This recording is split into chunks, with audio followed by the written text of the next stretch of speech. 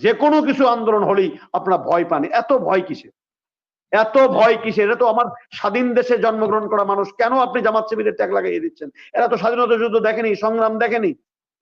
বিশ্ববিদ্যালয়ে ভর্তি হচ্ছেন মুক্তিযুদ্ধের নাতি নাতনি, একবার কোটা আপনি নিলেন, তারপর আপনি চাকরিতে আসলেন, কোটা নিলেন, পদোন্নতি আসলেন, কোটা নিলেন, এবং মুক্তিযোদ্ধার কোটার কারণে আপনি 2 বছর অতিরিক্ত চাকরিও করলেন। আপনি একটা মুরগি কয় জায়গায় জবাই করবেন? আইনের শাসন, সুবিচার, ন্যায্যতা, ন্যায়পরায়ণতা, বঞ্চনার থেকে মুক্ত এরকম একটি সমাজ প্রতিষ্ঠার জন্য আজকে এই ছাত্রদের পাশে আমাদের অভিভাবক হিসাবে শক্ত হাতে। দেশে নারীদের কোটা আছে?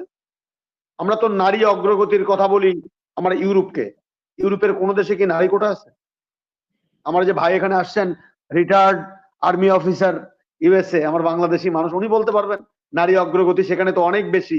সেখানে কি নারীদের কোনো কোটা আছে? কেন নারীদের কোটা থাকতে হবে? নারীরা তো মেধা দিয়ে অলরেডি পুরুষকে ছাড়িয়ে গেছে। এখন তো নারীরা আর অনগ্রসর নয়। আপনি ম্যাট্রিক রেজাল্ট বলেন, ইন্টারমিডিয়েট রেজাল্ট বলেন, চাকরি বলেন, বিচারাঙ্গন বলেন, পুলিশ বলেন, সকল জায়গায় নারীরা পুরুষের চেয়ে অনেক দূর এগিয়ে গেছে। আমাদের তরুণ প্রজন্ম, এই পুরুষদেরকে, যারা পুরুষ হবে আর কি, কিশোর যুবক যে সমস্ত ছেলেমেয়েরা, এদেরকে তো মাদকাসক্ত দিয়ে, মাদক দিয়ে তো ধ্বংস করেছি আমরা। আমাদের সীমান্ত, আমাদের এই যে মিয়ানমারের ছোট্ট একটা সীমান্ত, লক্ষ লক্ষ কোটি কোটি ইয়াবা এসে পার্লামেন্ট মেম্বারদের নামের আগে মোড়া লেখা হয় ইয়াবা উমুক। এর চেয়ে দুঃখজনক, আমরা তো পুরুষদেরকে ধ্বংস করে দিয়েছি। এই জায়গাতে নারীদের কোনো কোঠা এবং সংবিধানের যে জায়গা, অনগ্রসর সম্প্রদায় বা অনগ্রসর শ্রেণী, সেই নারীরা বাংলাদেশে আর অনগ্রসর নেই। অতএব এই নারী কোটার পক্ষে কোনো যৌক্তিকতা থাকতে পারে বলে আমি ব্যক্তিগতভাবে মনে করি না। জেলা কোটা, আপনি জেলায় চাকরির কোটা নেবেন, জেলার উন্নয়নে কোটা করেন না কেন? আমরা তো বহুদিন হলে বলার চেষ্টা করছি বাজেট করেন জেলার জনসংখ্যার ভিত্তিতে, কেন সরকার করে না?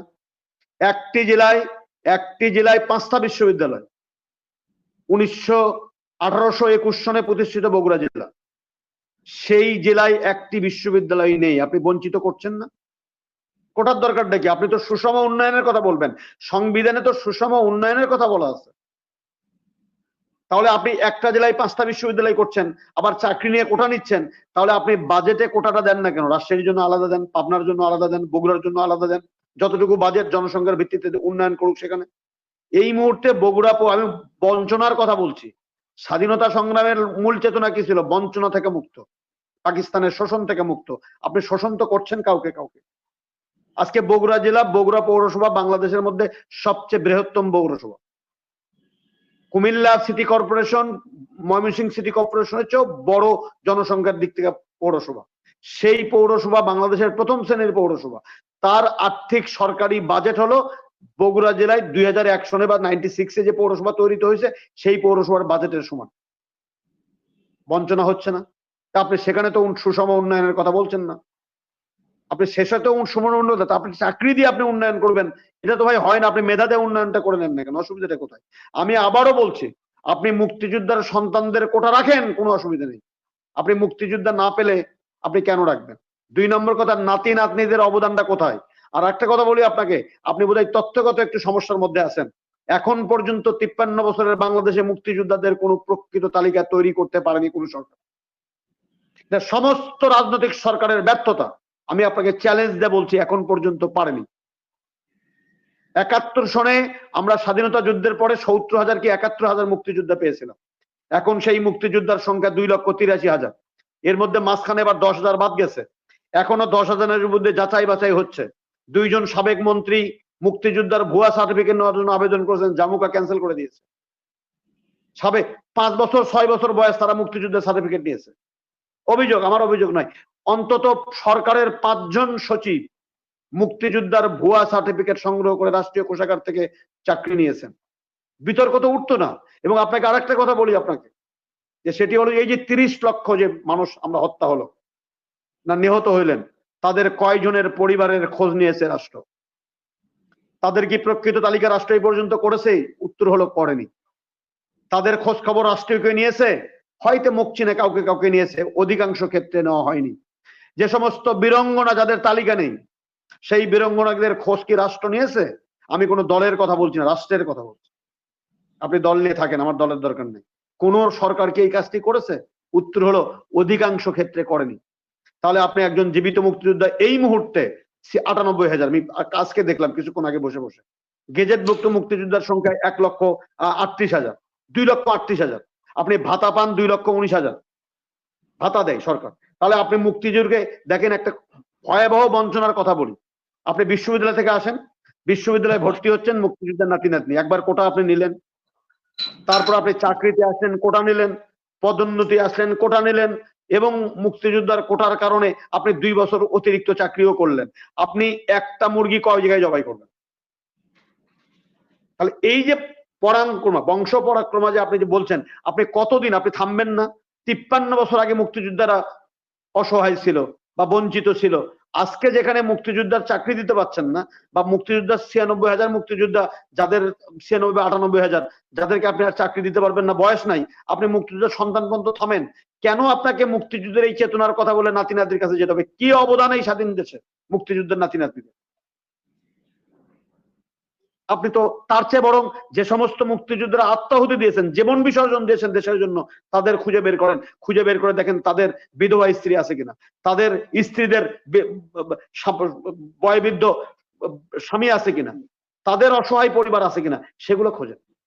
আপনি সোশ্যাল সেফটি নেটে আজকে স্বাধীনতার 53 বছর পরে অনেক মাত্র 500 টাকা করে আপনি ভাতা দেন সোশ্যাল সেফটি নেটে একজন বৃদ্ধকে, একজন বিধবাকে, সেগুলো বৃদ্ধি করেন, সেগুলো বৃদ্ধি করেন।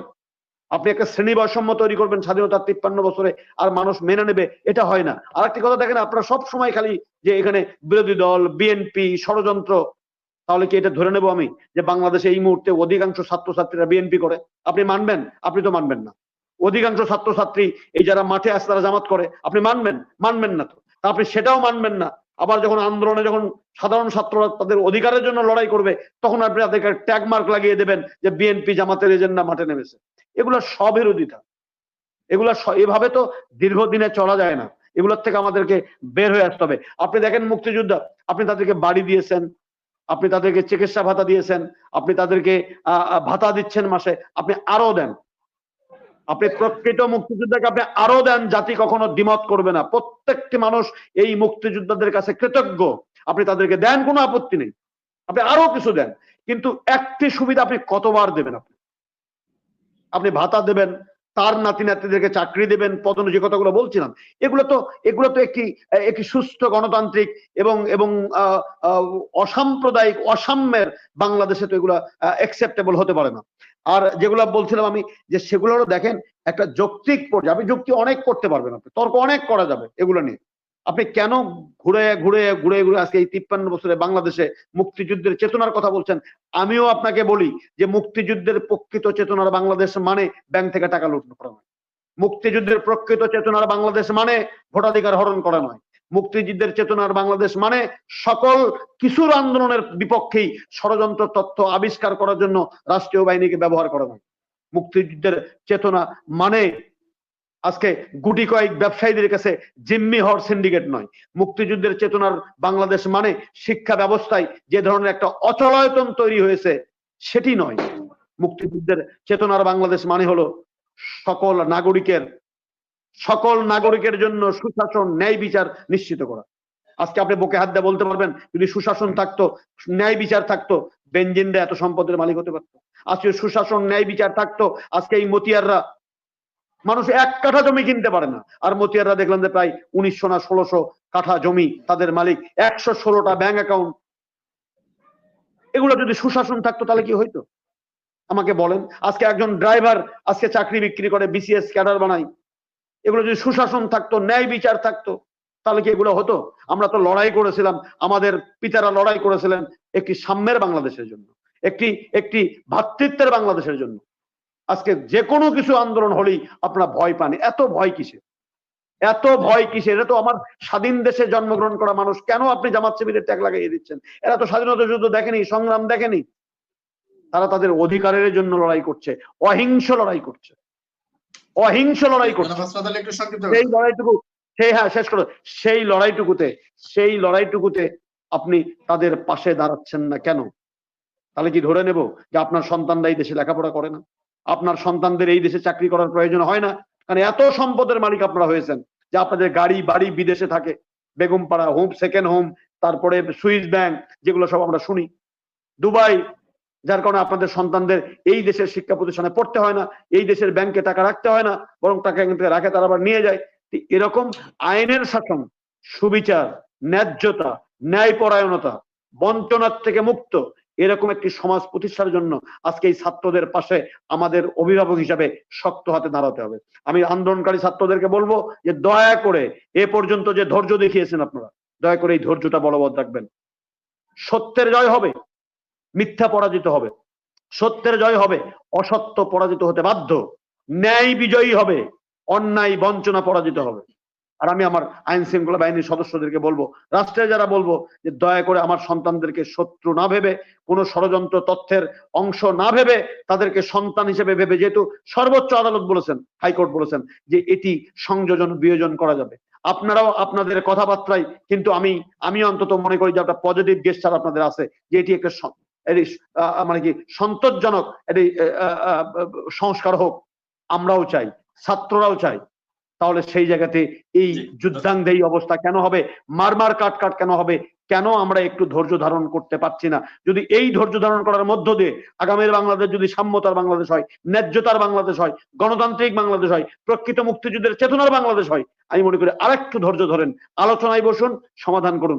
দয়া করে এই যে রাজনৈতিক যে সংকটের যে জায়গাটুকু, আলোচনায় বসবো না, যেমন তেমন করে ভোট করব, ক্ষমতায় যাব, এই মনোভাব যে দেশের অর্থনীতির জন্য, রাজনৈতিক সংস্কৃতির জন্য পজিটিভ কিছু বই আসেনি, সেটা তো আজকে বাংলাদেশে বিদ্যমান। ঠিক একইভাবে এই ছাত্র রাজনীতির ব্যাপারে যদি আমরা রিজিডিটি শো করি, বা তাদের যদি এই মতামতের প্রতি শ্রদ্ধাশীল আমরা না হই, তাহলে এমন একটা অচলায়তন তৈরি যদি হয়ে যায়, তাহলে সেটা কিন্তু সুদূর প্রসারী আমাদের দেশের শিক্ষাঙ্গনের জন্য একটি বড় ক্ষতির কারণ হয়ে দাঁড়াবে।